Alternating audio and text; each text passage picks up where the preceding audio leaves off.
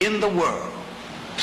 Now I am reversing history, and if I couldn't prove it, I wouldn't be saying it. First place, you have to deal with something in one of the great myths in human history, and that is the myth of the invader as civilizer and conqueror. No people ever conquered, invaded any people for the sake of civilizing them. This is true. This is even true when blacks are invading blacks. This is true across the board. This is true every time in history. Now I can point to what seemed to be an exception, and if you bend history a little bit, you can make it an exception. But you'll be making it an exception, but if you look well, there's not an exception at all. When the Cushites invaded Egypt and created the mighty 25th dynasty, they improved Egypt. They put Egypt's house in order, and they gave Egypt her last walk in the sun. Here was a case where the invader did some good. Does that prove me wrong? No. I still maintain that the invader always does more harm than good. Then what am I talking about in this case? The invasion was not really an invasion in the true sense. The Cushites from the south were relatives of the Egyptians. They were African relatives invading the house of the relative and telling the relative, put your house in order before the foreigners come back here and take over both of us. So it was not an invasion in the true sense, because those in the south was just as much of the north as the others.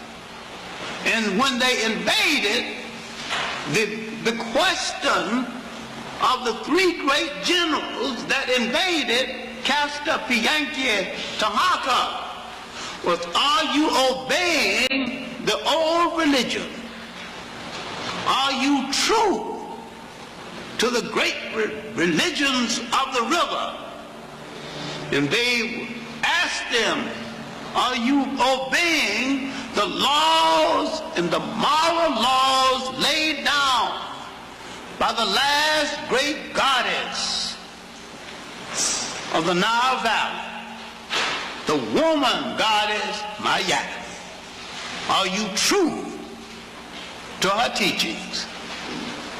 And when you look today and see all the people hung up called women's lib, these black men, 751 BC, asking other black people, are you obeying the moral laws laid down by a woman? This will blow the white people's mind. Today, talking about women's white equality, when these people want to know whether you obeying a black woman who was a god. And they worry about whether they should elect a white woman as the executive. They're talking about equality. And they were talking about gods. These people so far behind us, even a pity. Now, when you analyze what I'm talking about, I've showed you an exception. But when you analyze it, it wasn't an invasion at all.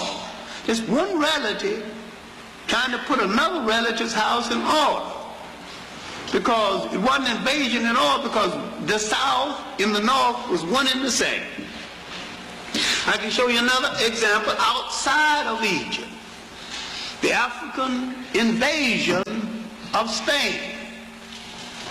The Africans, Berbers, and Arabs gave Spain the greatest material civilization it ever had before or since. Yet, the Africans, Berbers, and Arabs so depressed Iberian or Spanish culture to the point it hasn't recovered to this very day. If you go to Spain right now, when they point to some achievement, it is some achievement the Moors left behind. They still hadn't recovered. I say every invader depresses the culture of a people and takes more away ultimately than they gave. I'm talking about the Europeans coming to the world doing the whole world more harm than good.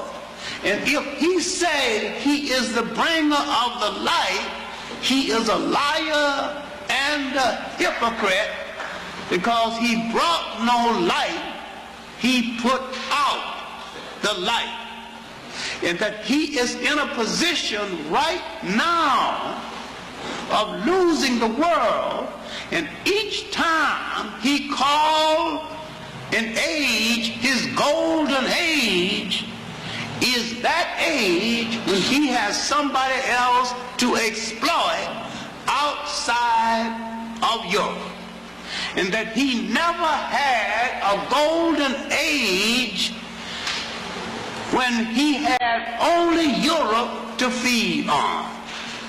He is being pushed right now to a point where he is being deprived of the land and the resources outside of Europe, when he would rather blow up the world if he can't rule it.